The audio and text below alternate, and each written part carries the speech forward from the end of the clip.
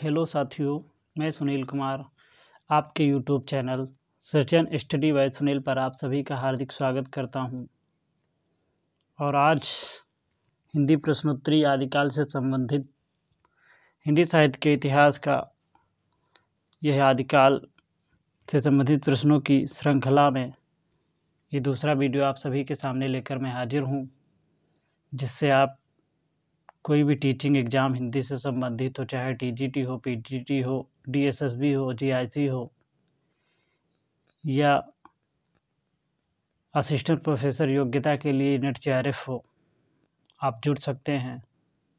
तो आज मैं प्रश्नों की श्रृंखला में पहला प्रश्न है, आदिकाल साहित्य का प्रमुख रस है।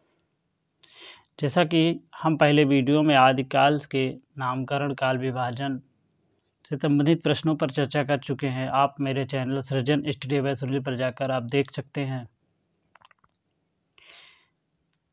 तो आज का पहला प्रश्न है, आदिकाल साहित्य का प्रमुख रस है। जैसा कि प्रश्न है, आदिकाल साहित्य का प्रमुख रस है।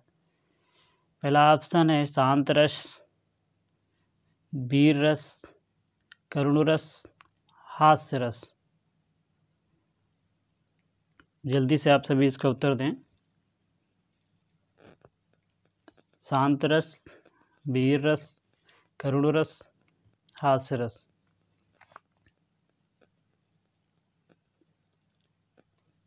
तो इसका सही जवाब होगा वीर रस,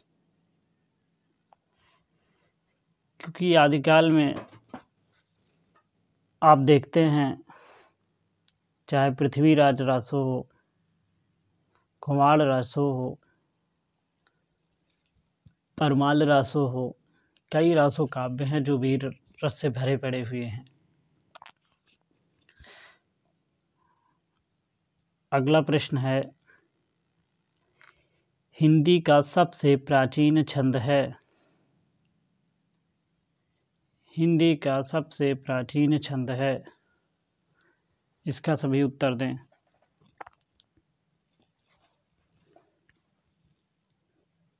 ऑप्शन है बैरवे, छप्पै, सवैया, दोहा। बैरवे, छप्पै, सवैया, दोहा। सभी उत्तर दें।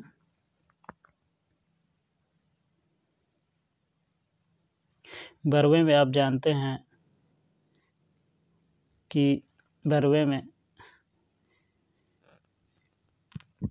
रहीम ने काफ़ी बैरवे लिखे। छप्पे में आप जानते हैं पृथ्वीराज रासो को छप्पे को राजा कहा जाता है। सवैया रस खान के लिए आप जानते हैं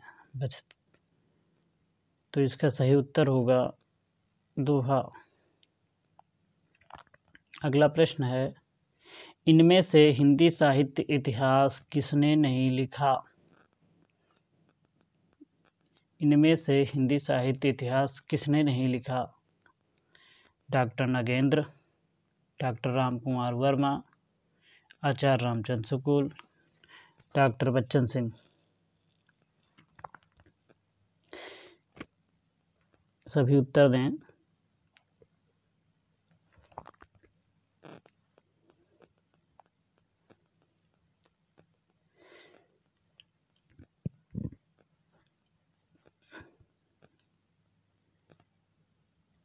बच्चन सिंह ने भी इतिहास लिखा है, हिंदी साहित्य का दूसरा इतिहास।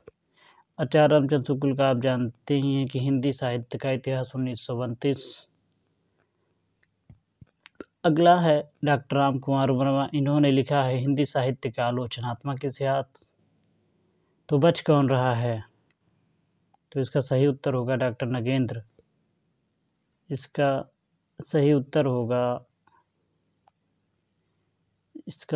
होगा डॉक्टर नगेंद्र। विज्ञान से इतिहास आता है, लेकिन इन्होंने इतिहास, हिंदी साहित्य का इतिहास है उसको लिखा नहीं है, उसका इन्होंने संपादन किया है। हिंदी साहित्य का इतिहास का इन्होंने संपादन किया है, इन्होंने हिंदी साहित्य का इतिहास लिखा नहीं है। अगला प्रश्न है, आदिकालीन काव्यधारा में उपलब्ध नहीं है। आदिकाल की जो कविता है उसमें, या आदिकाल की जो काव्यधारा है उसमें उपलब्ध नहीं है। आप जानते हैं सिद्ध साहित्य भी मिलता है, जैन साहित्य भी मिलता है, नाथ साहित्य भी मिलता है। तो उत्तर क्या होगा? सिख साहित्य। उत्तर होगा सिख साहित्य। सिख साहित्य नहीं मिलता है आदिकाल में। अगला प्रश्न है, नायिकाओं का सर्वप्रथम नक्सिक वर्णन मिलता है। नायिकाओं का सर्वप्रथम नक्सिक वर्णन मिलता है। पहला ऑप्शन है अब्दुल रहमान कृत संदेश रासक में, आसाइत कृत हंसावली में, कुशल लाभ कृत ढोला मारू दुहा में, रोड़ा कविकृत राउरबेल में। सभी उत्तर दें। पहला तो ऑप्शन ये है संदेश रासक, इसमें सर्वप्रथम षड्ऋतु वर्णन मिलता है। आसाइत की हंसावली ये भक्तिकाल की रचना है। कुशल लाभ ढोला मारू दुहा ये एक लोक परंपरा की रचना है। तो बच क्या रहा है आपका? सही उत्तर होगा रोड़ा कवि की राउरबेल, जो कि एक शिलांकित रचना है, पत्थरों पे लिखी गई है और सर्वप्रथम इसी में ही नक्सिक वर्णन मिलता है। नक्सिक वर्णन उसे कहते हैं जिसमें नायिका के नख से लेकर सिर तक वर्णन किया जाए, उसे ही नक्सिक वर्णन कहते हैं। अगला प्रश्न है, पुरानी हिंदी का उदय किससे माना गया है? पुरानी हिंदी का उदय किससे माना गया है? सभी उत्तर दें। जैसा कि आप जानते हैं संस्कृत है, फिर लौकिक संस्कृत आएगी, संस्कृत लौकिक संस्कृत पाली आएगी, प्राकृत आएगी,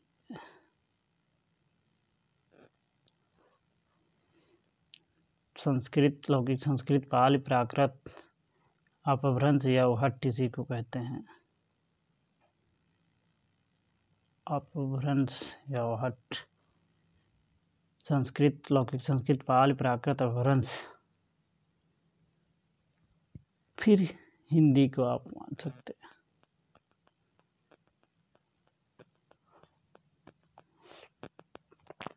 तो इसका सही उत्तर होगा औहट।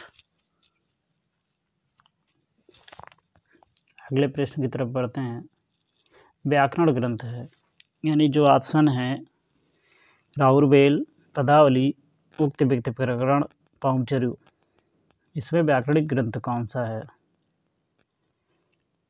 तो पहला ऑप्शन है राउरबेल। आप जानते हैं इसमें नक्सिक वर्णन है, रोड़ा कवि की रचना है। तो जाहिर सी बात इसमें जहाँ नायिकाओं की बात होगी तब तो ये नहीं हो सकता। दूसरा ऑप्शन है पदावली, जिसको निराला ने नागिन की लहर कहा था, विद्यापति की रचना है।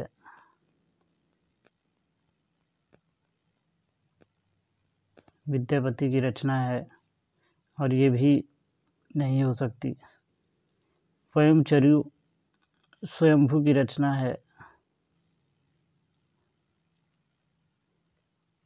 स्वयंभू की रचना है, जो कि स्वयंभू की रचना है जो कि रामकथा पर आधारित है।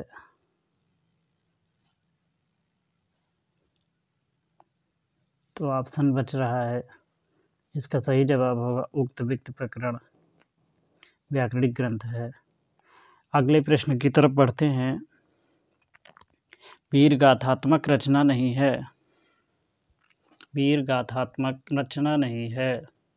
पहला ऑप्शन है पृथ्वीराज रासो, बीसल देव रासो, परमाल रासो, जयचंद्र प्रकाश।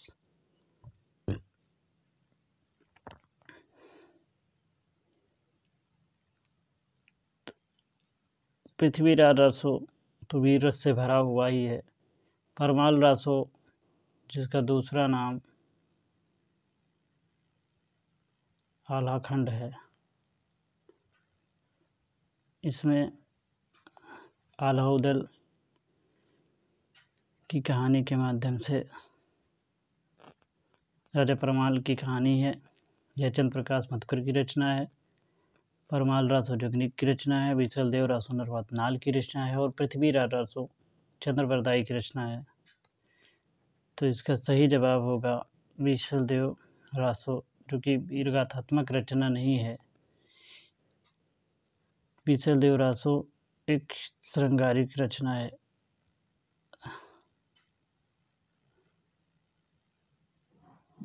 एक श्रृंगारिक रचना है। अगले प्रश्न की तरफ बढ़ते हैं।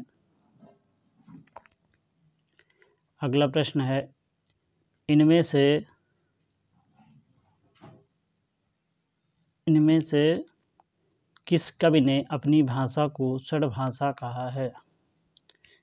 तुलसीदास, विद्यापति, चंद्रबरदाई, अमीर खुसरो। तो इसका सभी उत्तर दें। इनमें से किस कवि ने अपनी भाषा को षड्भाषा कहा है?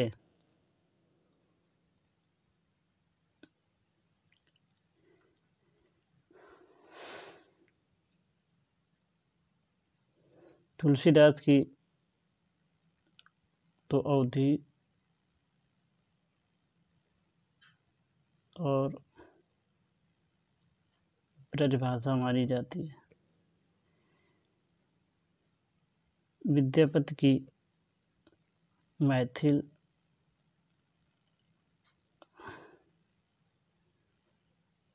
और अवहट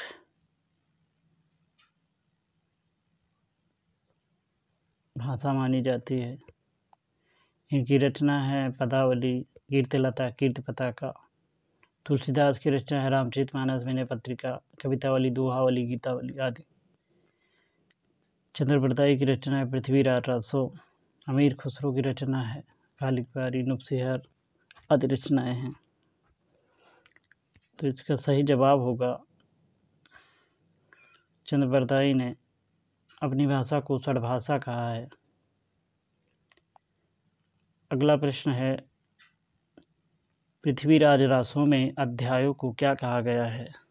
जैसे कि रामचरितमानस में कांड कहा गया है कि रामचरितमानस 7 कांड में है, उसी प्रकार पृथ्वीराज रासों को क्या कहा गया है और कितने अध्याय हैं? पृथ्वीराज रासों में 69 अध्याय हैं।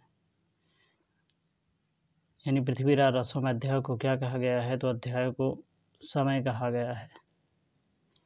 पृथ्वीराज रासों में कितने समय हैं? 69 समय हैं। अगला प्रश्न है, चंद्रबरदाई को छप्पयों का राजा किसने कहा है? चंद्रबरदाई को छप्पयों का राजा किसने कहा है? पहला ऑप्शन घरसत दत्तासी, रामचंद्र शुक्ल, हजारी प्रसाद द्विवेदी, शिव सिंह सेंगर। घरसत दत्तासी को हम इनकी रचना दास्ता और दालितुलतर हिंदू या हिंदुस्तानी को जानते हैं, जिसकी भाषा फ्रेंच है। रामचंद्र शुक्ल है, इनका हिंदी साहित्य का इतिहास है। हजारी प्रसाद द्विवेदी हिंदी साहित्य का आदिकाल, हिंदी साहित्य की भूमिका, हिंदी साहित्य का उद्भव और विकास आदि ऐतिहासिक रचनाएं हैं जो कि हिंदी साहित्य के संबंधित इतिहास से हैं। तो बचता कौन है? शिव सिंह सेंगर। शिव सिंह सेंगर ने ही चंद्रबरदाई को छप्पयों का राजा कहा है। अगला प्रश्न है, निम्नलिखित को सुमेलित कीजिए। सभी लोग इसका सुमेलित करें।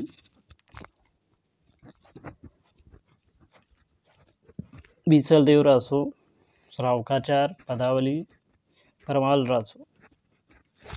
यहाँ पे परमाल रासो गलत लिखा हुआ है। परमाल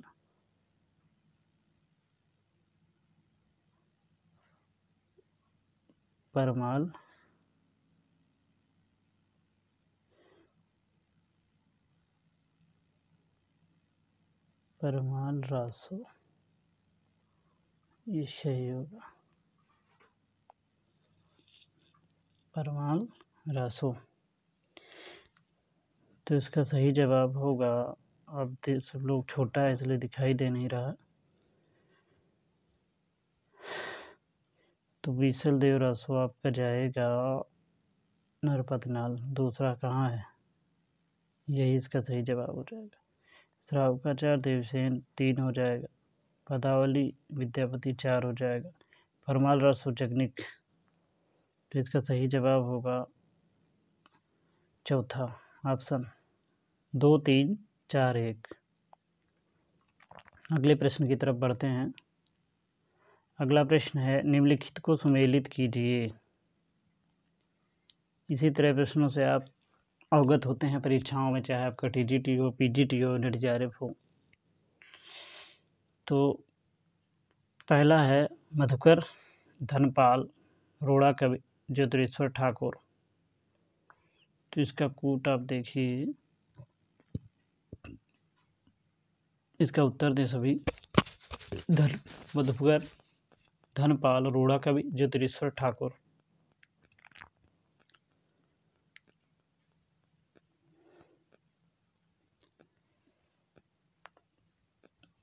इसका सही जवाब होगा, आप लोग देख लीजिए। आप एक भी ऑप्शन, 2 ऑप्शन जान रहे हो तो आप इसका उत्तर दे सकते हैं। जैसे आप जानते हैं कि धनपाल का, आप जानते हैं कि धनपाल का भविष्य कहाँ है, तो आप देखें कि चौथा ऑप्शन कहाँ है।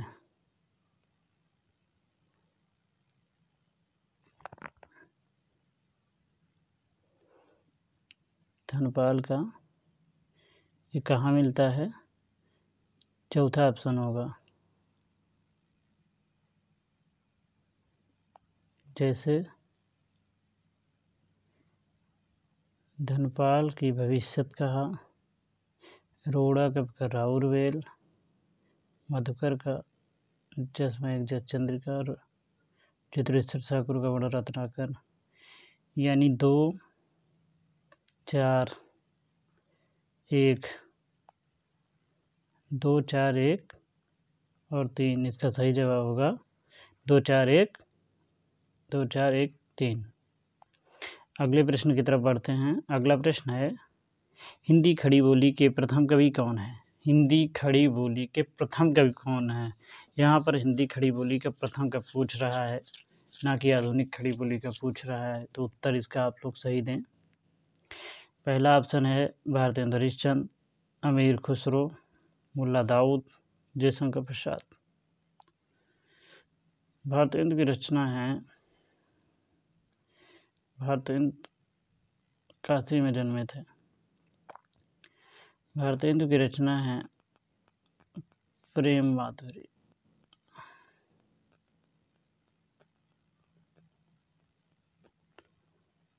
आपने इनकी रचना सुना होगा, अंधेर नगरी, भारत दूर तथा आदि नाटकों को सुना होगा।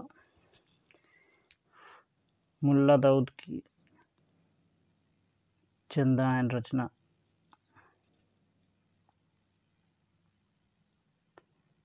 अवधि की रचना है, प्रेम आख्यानक में आती है, भक्तिकाल की। जयशंकर प्रसाद आधुनिक काल के छायावाद के प्रवर्तक हैं। इनकी रचना है झरना, कानन कुसुम, कामायनी, महाकाव्य, लहर आदि रचनाएं हैं। तो आपका सही जवाब होगा अमीर खुसरो। गतोतीय हिंद भी कहा जाता है, खड़ी बोली के जनक हैं। तो अगले प्रश्न की तरफ बढ़ते हैं। अमीर खुसरो को अवधि का प्रथम कवि किसने माना है। अमीर खुसरो को अवधि का प्रथम कवि किसने माना है। यानी अमीर खुसरो को अवधि का प्रथम कवि किसने माना है। पहला ऑप्शन है मिश्र बंधु, रामचंद्र शुक्ल, नामवर सिंह, डॉक्टर राम कुमार वर्मा। सभी इसका उत्तर दें।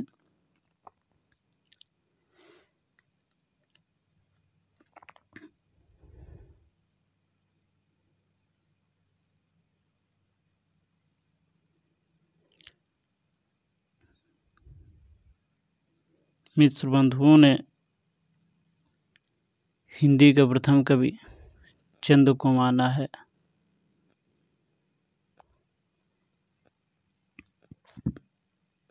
और रामचंद्र शुक्ल का हिंदी साहित्य का इतिहास 1929 में आता है।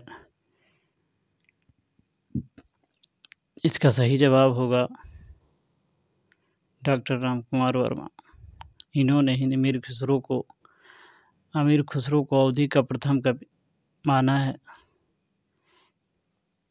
इनका हिंदी साहित्य का इतिहास ग्रंथ है हिंदी साहित्य का आलोचनात्मक इतिहास, जो कि 1938 में आता है। हिंदी साहित्य का आलोचनात्मक इतिहास, डॉक्टर राम कुमार वर्मा। अगले प्रश्न की तरफ बढ़ते हैं। अगला प्रश्न है 12 बरस ले कुकुर जीवे। यहाँ पे पूरी पंक्तियाँ नहीं लिखी हैं, पर पूरी पंक्ति है 12 बरस ले कुकुर जीवे और 13 लो जिए सियार, बरस 18 छत्री जीवे आगे जीवन को धिक्कार। ये पंक्तियाँ किसकी हैं या किस विद्वान की हैं? तो पहला ऑप्शन है विद्यापति, जगनीक, चंद्रप्रदायी, नरपतनाल। विद्यापति की रचना है पदावली। ये मैथिल के कवि थे। अवहट्ट में भी इनकी 2 रचनाएं हैं, कीर्तिलता और कीर्ति पताका। चतुरप्रदायी हिंदी का प्रथम महाकाव्य पृथ्वीराज रासो ही है।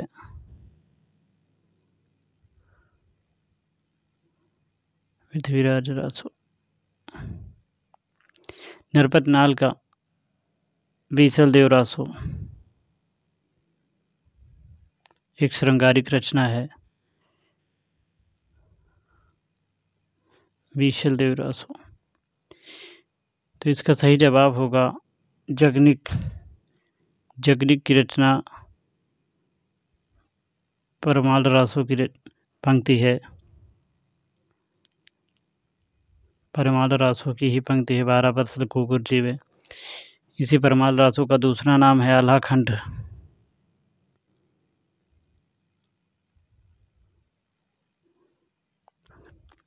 जगनीक ने कहा था कि 12 बरस ले कुकुर जीवे और 13 लो जिए सियार, बरस 18 छत्री जीवे आगे जीवन को धिक्कार। जगनीक ने अपनी रचना परमाल रासो अर्थात आल्हाखंड में कहा था। अगले प्रश्न की तरफ बढ़ते हैं। भल्ला हुआ जो मारिया, ये किसकी पंक्ति है? पहला ऑप्शन है हेमचंद, स्वयंभू, सरहपा, राम सिंह।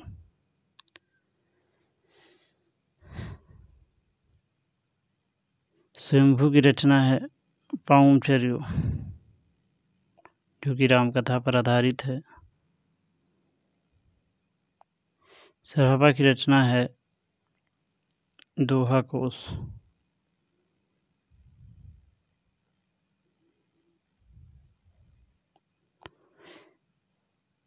आचार्य राम सिंह की रचना है पाहुड़ दोहा। चर्चित रचना है पाहुड़ दोहा।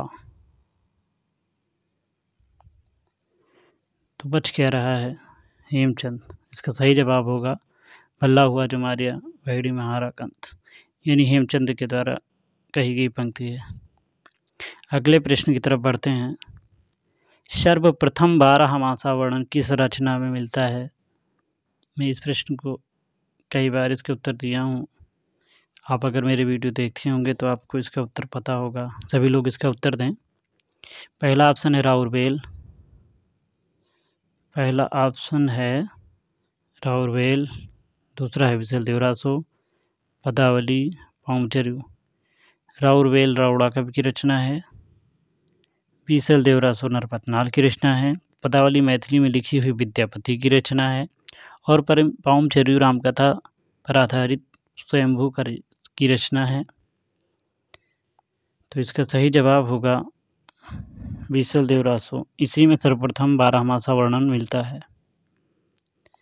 अगले प्रश्न की तरफ बढ़ते हैं। 19वां प्रश्न है, नाथों की संख्या है, यानी नाथों की संख्या कितनी मानी गई है। जैसे कि आप नाम से ही समझ सकते हैं कि नाथों की संख्या कितनी है। नाथों के में नाथ, नवनाथ। तो इसका सही जवाब होगा नवनाथ। नाथ कितने हैं? आदिनाथ, गोरखनाथ, मत्स्येंद्रनाथ, जलंधरनाथ आदि नवनाथ हैं, आप देख सकते हैं।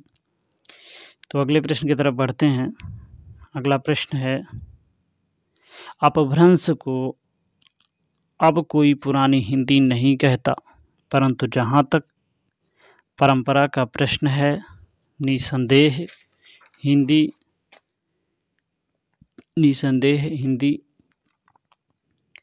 का परवर्ती साहित्य अपभ्रंश साहित्य से क्रमशः विकसित हुआ है। किसकी पंक्ति या लाइन है या किस विद्वान का कथन है?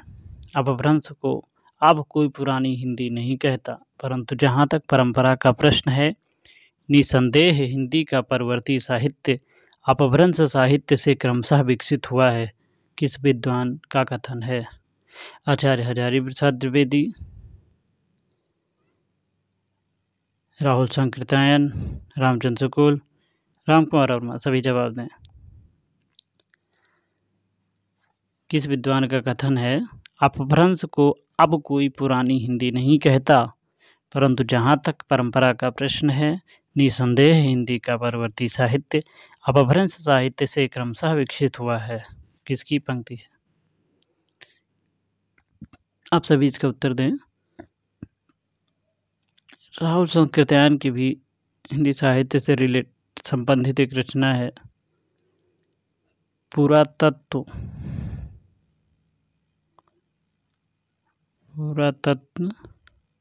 निबंधावली 1937 में आती है। यानी रामकुमार वर्मा के हिंदी साहित्य के आलोचनात्मक इतिहास से एक साल पहले आती है पुरातत्व निबंधावली 1937। हजारी प्रसाद द्विवेदी की भी हिंदी साहित्य इतिहास से 3 संबंधित रचनाएं आती हैं। पहली आती है हिंदी साहित्य की भूमिका 1940, हिंदी साहित्य का आदिकाल 1952, हिंदी साहित्य का उद्भव और विकास 1952। रामचंद्र शुक्ल की भी रचना आती है हिंदी साहित्य का इतिहास 1929, डॉक्टर रामकुमार वर्मा हिंदी साहित्य का आलोचनात्मक इतिहास 1938। तो इसका सही जवाब होगा साथियों आचार्य हजारी प्रसाद द्विवेदी का कथन है, और यह कथन हिंदी साहित्य का उद्भव और विकास से लिया गया है। अगले प्रश्न की तरफ बढ़ते हैं। आदिकाल नाम भ्रामक है, इससे बाबा आदम के ज़माने का आभास होता है। किस विद्वान का कथन है? यानी आदिकाल जो कि आचार्य हजारी प्रसाद द्विवेदी के द्वारा रखा गया नाम है, आदिकाल नाम भ्रामक है, इससे बाबा आदम के ज़माने का आभास होता है। किस विद्वान का कथन है? रामस्वरूप चतुर्वेदी, बच्चन सिंह, डॉक्टर रामकुमार वर्मा, आचार्य हजारी प्रसाद द्विवेदी। तो पहला ऑप्शन तो पहले ही कट जाएगा, चौथा ऑप्शन, क्योंकि आदिकाल का नामकरण आचार्य हजारी प्रसाद द्विवेदी ने किया था, और वो अपने आदिकाल को इस तरह नहीं कह सकते कि आदिकाल नाम भ्रामक है, इससे बाबा आदम के ज़माने का आभास होता है। यानी कोई आलोचना हुई है तो कोई दूसरे के द्वारा की गई होगी, तो हजारी प्रसाद द्विवेदी नहीं होंगे, बचे रामस्वरूप चतुर्वेदी, बच्चन सिंह, डॉक्टर रामकुमार वर्मा। रामस्वरूप चतुर्वेदी ने भी हिंदी साहित्य का इतिहास संबंधित एक रचना है, हिंदी साहित्य और संवेदना का विकास 1986 में रचना आती है, हिंदी साहित्य का संवेदना का विकास। बच्चन सिंह की भी रचना आती है, हिंदी साहित्य का दूसरा इतिहास। इसका सही जवाब होगा बच्चन सिंह। अगले प्रश्न की तरफ बढ़ते हैं।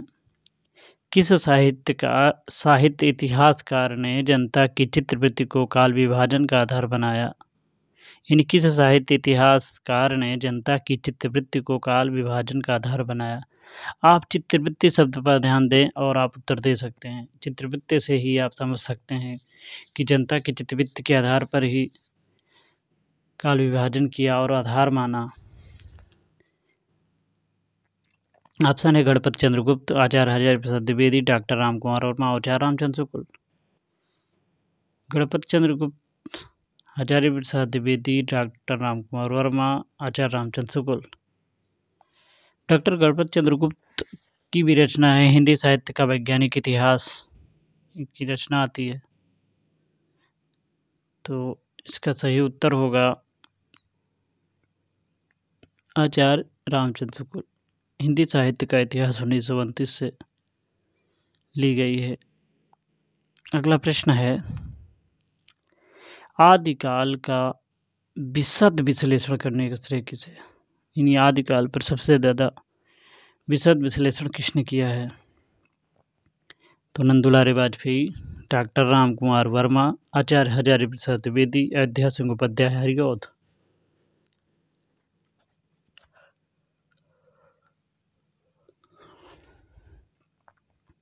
नंदुलारे वाजपेयी की आलोचनात्मक पुस्तक है हिंदी साहित्य 20वीं शताब्दी। ये हिंदी साहित्य के इतिहास से संबंधित रचना है। हिंदी साहित्य 20वीं शताब्दी 1942। डॉक्टर रामकुमार वर्मा, हिंदी साहित्य का आलोचनात्मक इतिहास 1938। आचार्य हजारी प्रसाद द्विवेदी, हिंदी साहित्य की भूमिका 1940। हिंदी साहित्य का आदिकाल, हिंदी का उद्भव और विकास की रचनाएं आती हैं। और अयोध्या सिंह उपाध्याय, हरिऔध। हिंदी भाषा और साहित्य का विकास 1930, जो कि यह रचना कवियों की भाषा के संबंध में है। तो इसका सही जवाब होगा आचार्य हजारी प्रसाद द्विवेदी, क्योंकि इनकी एक रचना ही है आदिकाल से संबंधित। हिंदी साहित्य का आदिकाल हिंदी साहित्य का आदिकाल 1952। अगले प्रश्न की तरफ बढ़ते हैं। गोरख की वाणियों का सर्वप्रथम संग्रह किसने किया? गोरख की वाणियों का सर्वप्रथम संग्रह किसने किया? राहुल संकृत्यायन, चंद्रधर शर्मा गुलेरी, हजारी प्रसाद द्विवेदी, पीतम्बर दत्त बड़थवाल। राहुल संकृत्यायन हिंदी साहित्य के इतिहास से संबंधित राहुल संकृत्यायन, इन्होंने कई यात्रा वृत्तांत लिखे हैं और इनकी भी इतिहास से संबंधित, हिंदी साहित्य के इतिहास संबंधित एक रचना है पुरातत्व निबंधावली 1937। चंद्रधर शर्मा गुलेरी सबसे चर्चित कहानी रही, उसने कहा था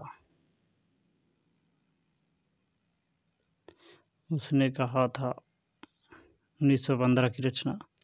हजारी प्रसाद द्विवेदी, जिन्होंने सबसे अधिक आदिकाल पर कार्य किया।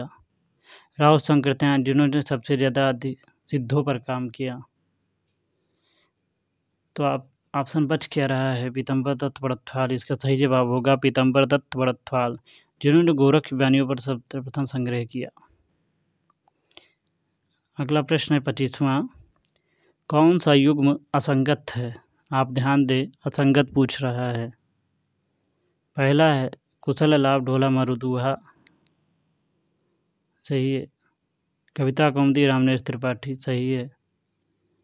आशा के चंदन वाला राज, सही है।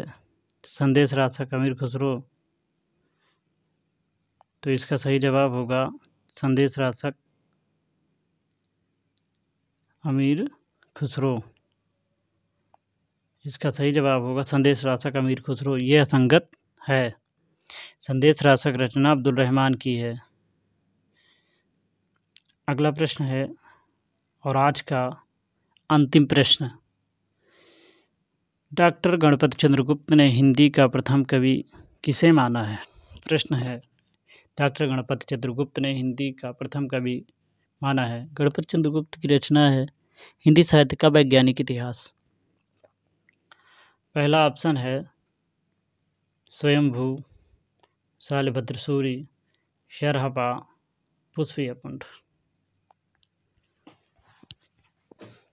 स्वयंभू को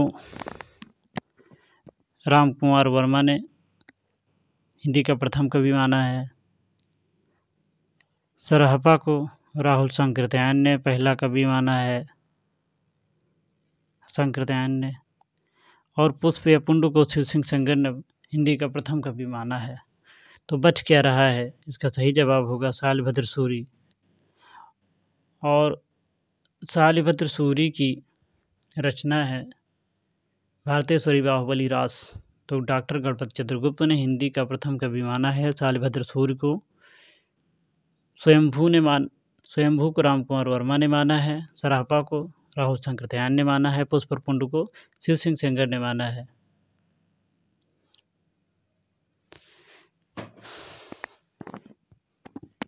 अगर आपको वीडियो अच्छा लगा हो तो वीडियो को लाइक करें, सब्सक्राइब करें और शेयर करें। इससे संबंधित हिंदी टीचिंग से संबंधित कोई भी प्रश्न हो, ये हिंदी से। अगर आपको वीडियो अच्छा लगा है तो आप वीडियो को लाइक करें, सब्सक्राइब करें। इसी तरह की वीडियो देखने के लिए आपको मिलती रहेंगी। धन्यवाद।